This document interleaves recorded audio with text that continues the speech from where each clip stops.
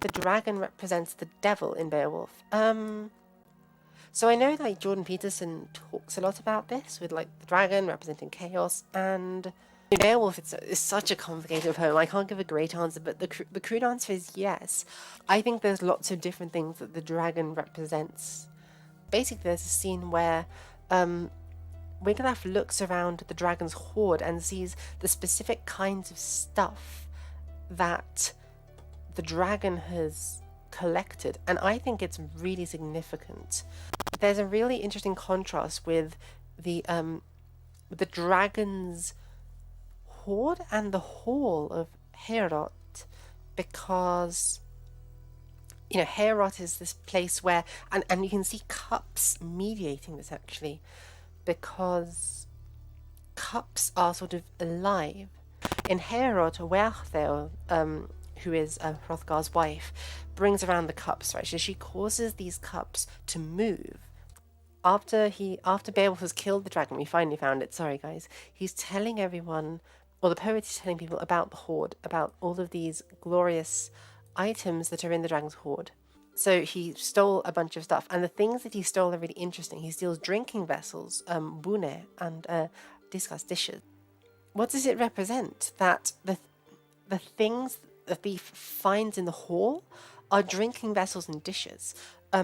When Beowulf goes into Heorot, right, these drinking vessels are mobile, and I'll show you one actually. British Museum. There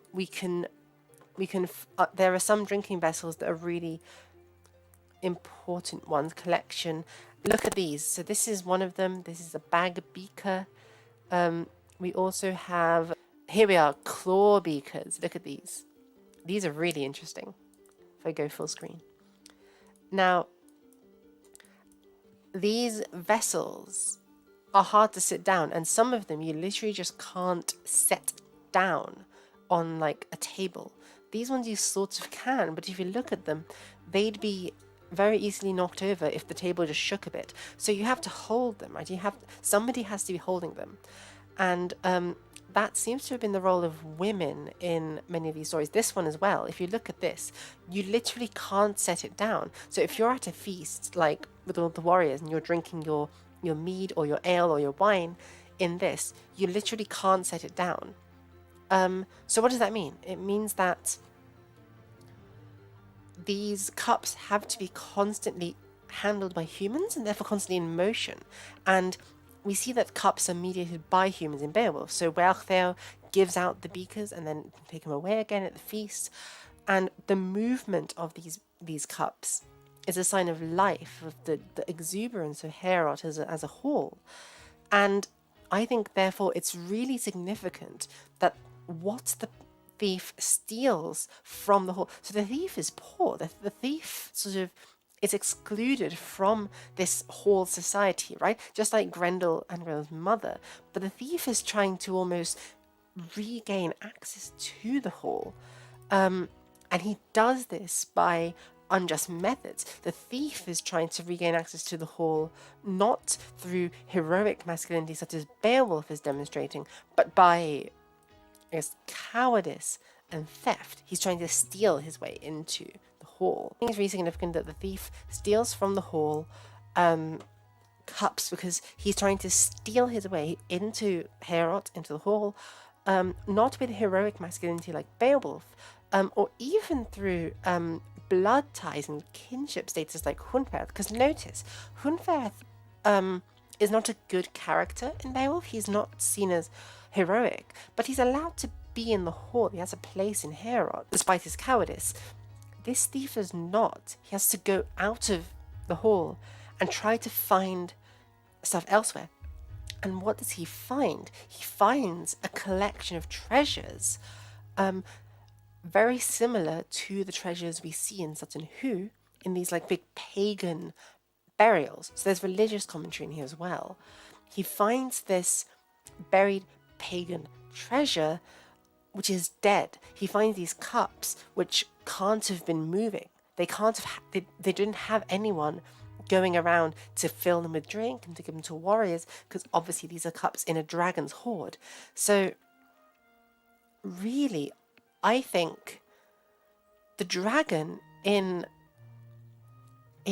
Beowulf can be argued to represent, to some degree, paganism. Also, I think the dragon, in a way, represents unnecessary hoarding of wealth, and particularly like the death of the whole. The sort of this feasting culture dying in Old English literature is a really prominent motif. We see it in The Wanderer, we see it to some extent in The Wife's Lament, we see it in The Seafarer. There are loads of poems which lament the death of the whole, and I think the dragon here is representing this in its entirety, but it's tying in a Christian message. So the dragon is not dead, the dragon is alive, but not able to live and not able to move in the same way that humans are. The dragon is not able to use material possessions, so the cups, like these ones that we saw here, the dragon can't use them in the same way that Wealhtheow would. Cups in the dragon's lair, they would have been empty, dry, dusty, just lying on the floor. Dragon has wealth, but it's not using the wealth. Whereas the cups in Heorot are moving around, they're circulating, they're filled with humans and laughter and life. And I think that's really significant. I think that the dragon is, and it's a funny coincidence that these claw beakers are very monstrous, which is why I chose them to show on the screen. But I think the dragon represents a combination of two essential terrors, like insecurities that plagued the Anglo-Saxon imagination. We have the death of the whole on the one hand, because the dragon guards a dead whole, and we have heathenism on the other hand, and they combine in the dragon. The dragon represents sort of the death of the whole because his cups don't move. His cups are stationary, and it's the thing that the thief tries to steal. So there's a third component in the middle, and I know I'm looking crazy right now, okay? There are these three, I think there's three insecurities that are getting played out with the dragon in Beowulf. And they're sort of interrelated insecurities. That's why we study literature, right? That's why stories and poems and stuff, that's why all this matters, because it tells us something about what we're insecure about, what we're worried about as a culture, etc. So we have, on the one hand, we have death of the whole. Let's make that bigger. On the other hand, we have usurpation or unjust power, and usurpation is a really big theme in Beowulf. Unjust power, and lastly, we have we have heathenism. And I think all of these insecurities overlap in the dragon, in terms of what the dragon represents. And there's a reason why it gets mediated. So, death of the whole is because... is because the dragon's... So, death of the whole is because the dragon's hoard contains dead things, right? It's like Hall. It's got all of the armor and the gold cups. It's got the treasures which in Heorot are given to humans and circulating, but in the Hall they're still undead. So there's that fear with the dragon. There is usurpation or unjust power, because the fact that these treasures are buried away from human society, and notice that all of the monsters, the dragon, Grendel's mother, and Grendel themselves, they are out of society and they enter society again temporarily to cause trouble. And with the usurpation of power, notice that the thief also is exiled from society, has to leave Heorot, goes to the dragon's den, and tries to come back with this treasure that he's stolen. So this is a fear that people in society might be able to get power without earning it through heroic masculinity like Beowulf is demonstrating. And it's also linked into heathenism because it's in the earth, it's dead, and because buried treasures with the warriors, like in Sutton Hoo, are more associated with heathenism. Now, the matter of early Christian burial practice in Anglo-Saxon England is super complicated.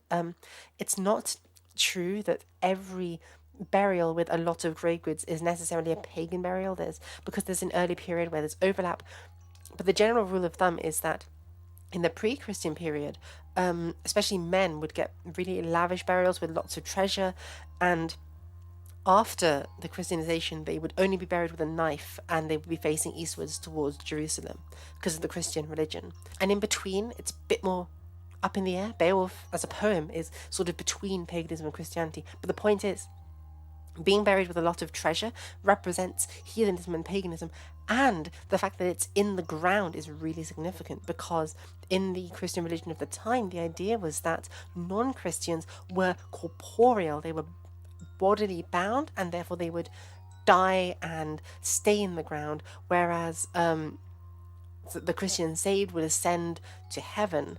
And I think there's real significance in that as well. If you look at how the dragon's lair is described, the dragon's lair is under the ground. It's in this mound, but you have to go beneath the ground. You have to enter into this state of like heathen death in order to access it. Whereas Heorot, the hall, is tall, it's mighty, and there's some evidence that Anglo-Saxon poets conceived of heaven as like the dome of a roof, right? So heaven is like a sort of timbered hall for them, and this dragon's lair is this earthen mound which you have to die almost to gain access to, spiritually die in order to access. So I think with the dragon too. Sorry, guys. I I know I'm like normally like, oh, Beowulf is so boring. There's not much to say about it, but okay. I just realised that I've been like rambling, and I hope that I make some degree of sense here with the dragon.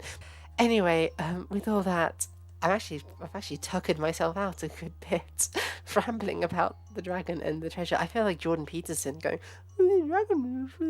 I don't know. Anyway, does anyone have any last questions about Beowulf or about the dragon, or anything that they want to ask about this kind of stuff? And I think I'll wrap it up.